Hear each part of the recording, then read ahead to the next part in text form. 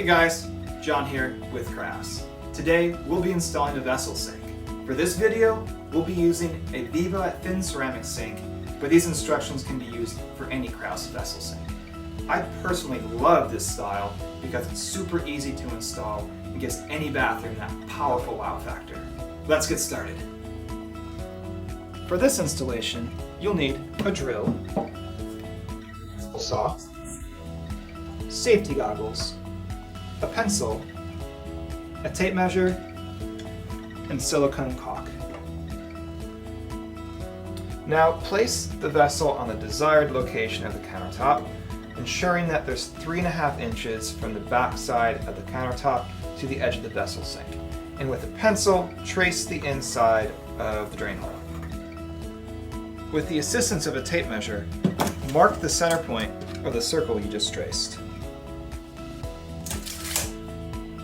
Now, using a hole saw, align the pilot of the bit with the center point of the circle you just drew.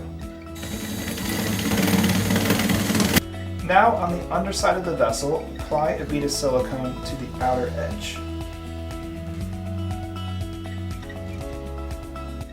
Carefully position the sink, aligning the drain hole with the hole you cut in the countertop, and orient the logo facing towards you. Install the pop-up drain according to the manufacturer's instructions. Next, install your P-trap.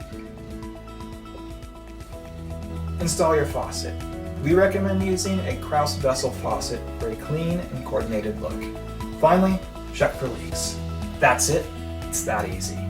The Viva series comes in many different shapes and colors, all with a non-porous, easy-to-clean surface. They're guaranteed to give you that style that you've been looking for.